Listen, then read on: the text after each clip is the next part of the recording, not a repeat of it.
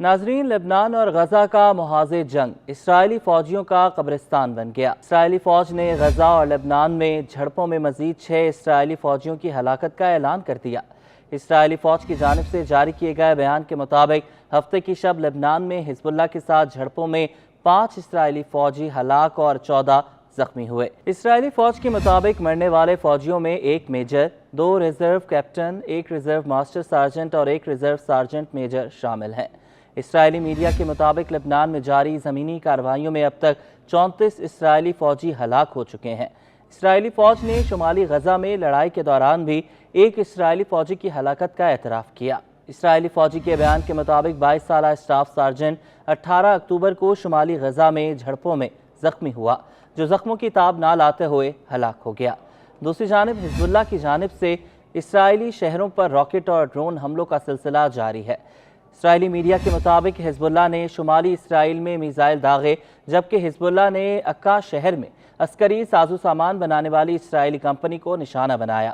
اسرائیلی media کے مطابق کرمائل میں لبنان سے ہونے والے ڈرون حملے میں 2 اسرائیلی زخمی ہوئے، جبکہ حزب اللہ کا دعویٰ یہ ہے کہ حملوں میں کئی اسرائیلی ہلاک اور زخمی ہو چکے۔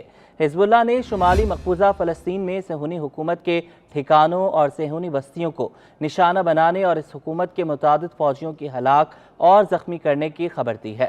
میڈیا ذرائع کے مطابق حزب اللہ نے اپنے تازہ حملے میں الجلیل کے علاقے میں 75 راکٹوں سے نشانہ بنایا۔ رپورٹ کے مطابق اس حملے میں کئی عمارتوں اور کاروں کو آگ لگ گئی اور نقصان پہنچا۔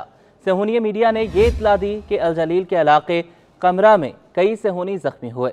حزب اللہ کے مطابق اس نے شمالی حیفا میں زوفولون کے فوجی صنعتی اڈے کو کئی میزائلوں سے نشانہ بنایا۔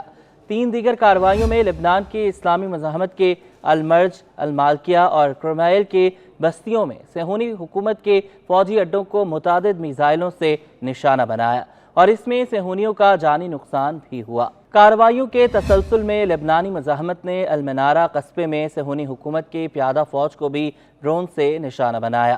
ادھر اسرائیل کے دارالحکومت تل ابیب میں موساد کے ہیڈ کوارٹر کے قریب ٹرک کی ٹکر سے 5 اسرائیلی فوجی ہلاک اور درجنوں زخمی ہو گئے۔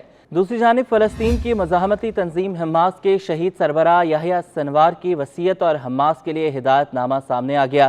حماس کے شہید رہنما کے آخری تحریری احکامات ظاہر کرتے ہوئے ان میں اسرائیلی یرغمالیوں کے بارے میں واضح ہدایات شامل ہیں۔ فلسطینی اخبار القدس نے 3 صفحات پر مشتمل یہ دستاویزات شائع کی ہیں، جن کو یحییٰ سنوار کی وصیتیں اور ہدایت نامے قرار دیا جا رہا ہے۔ 16 اکتوبر کو اسرائیل کے ساتھ لڑتے ہوئے شہید ہونے والے یحییٰ سنوار نے اپنی ہدایات میں اسرائیلی یرغمالیوں کے محافظوں کو کہا کہ دشمن کے قیدیوں کی جان کا خیال رکھیں اور انہیں محفوظ بنائیں، کیونکہ یہ ہمارے پاس سودے بازی کا واحد ذریعہ ہے۔ یحییٰ سنوار نے لکھا کہ دشمن کے قیدیوں کی حفاظت کرنا انتہائی ضروری ہے تاکہ فلسطینی قیدیوں کی اسرائیلی جیلوں سے رہائی کو ممکن بنایا جا سکے۔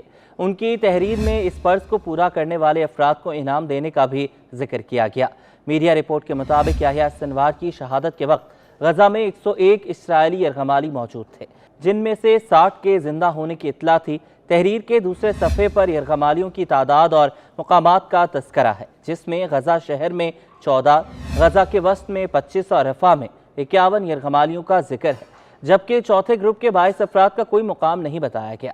آخری صفحے میں ان 11 خواتین یرغمالیوں کے نام شامل ہیں جنہیں جنگ بندی کے دوران رہا کیا گیا تھا اور جن کے پاس غیر ملکی شہریت بھی تھی۔